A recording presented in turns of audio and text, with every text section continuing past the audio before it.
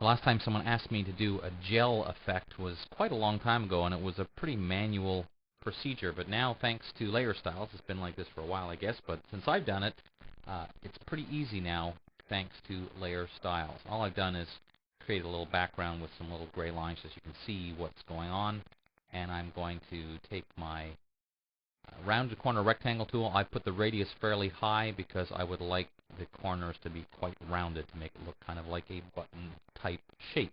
And I've chosen a color, and of course this could be any color, but whatever color you choose, that's going to become kind of the theme of this button. So here we go. Basically from now on it's just going to the Layer Style dialog box. So the first thing, and I'm going to move this so that you can't see the OK button, you can see just about everything else. First of all, I want this to be kind of a semi-see-through button, so I'm going to change the opacity and also the fill opacity just a little bit. And also, this is a very important option, blend interior effects as a group. You'll see later on when if I try to put one object on top of another, this will get a much better, more kind of a see-through look to it. So let's start building it. First of all, I'm going to use a drop shadow. I'm going to pick a color based on this one. So I clicked on the color picker, chosen this color, and then just got to a darker version of the same one. I've got my angle to 90%. I'm going to increase the distance and the spread and the size. Now for many of these things, your settings, of course, will be a little bit different depending on the circumstances. So this is the color I'm going to use for this, and also for the inner shadow. So basically I want to use pretty much the same kind of shade as I had before. I'm going to just have the same angle.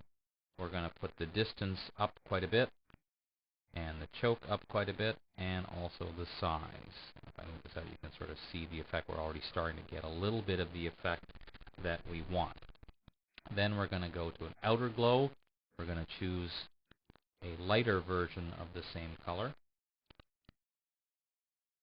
and basically just have the opacity down a little bit, and we'll change the size and the spread just a little bit. This one will be kind of a subtle. You won't see that big. You see a little bit of a difference with it.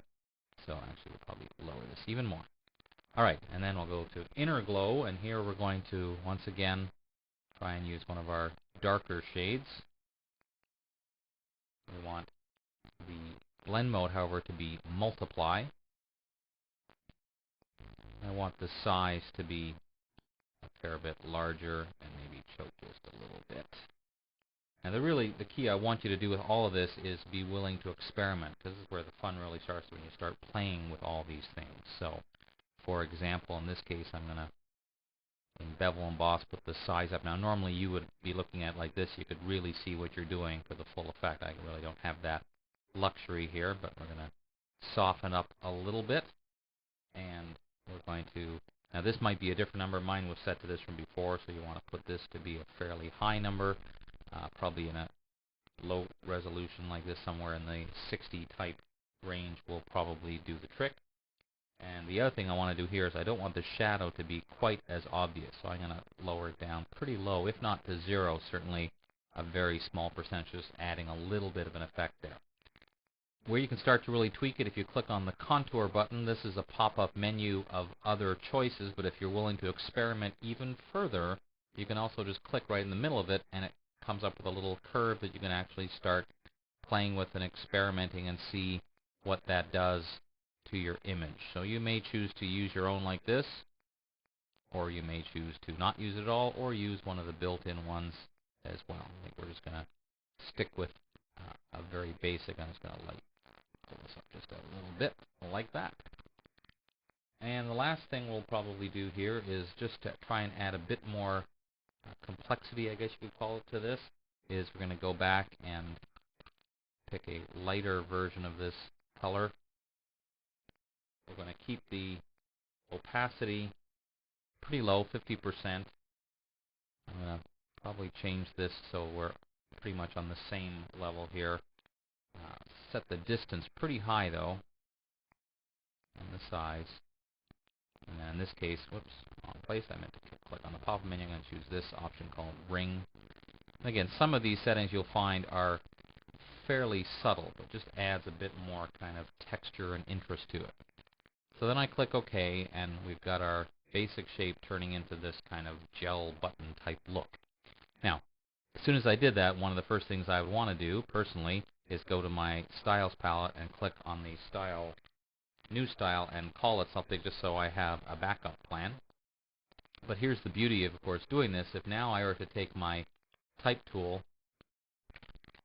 and type something in, and now want to have the same effect, if I had this available, I certainly could drag it, but because I have it in the Styles box, I can just click on it.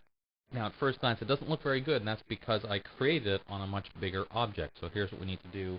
Right or control-click right on that layer style indicator, and you'll see right on the bottom is an option called Scale Effects. It does not use scrubby sliders, so you'll have to pop it up, and then as you scale it down, you can see how you can start to get the kind of gel effect that you want there. And let's duplicate that and offset it like this. This is to show you that step we did before to give our little bit of opacity, and that blend interior thing just gives us this nice kind of semi-see-through look. Something like that. And of course, the nice thing is you can experiment to your heart's content with this, with all different colors and all different possibilities. Of course, I arbitrarily picked this color. You can pick any one, just use different shades, or you can change it after the fact using hue saturation adjustment layers. It's pretty darn easy. I'm Dave Cross. I'll see you next time. Isn't that lovely?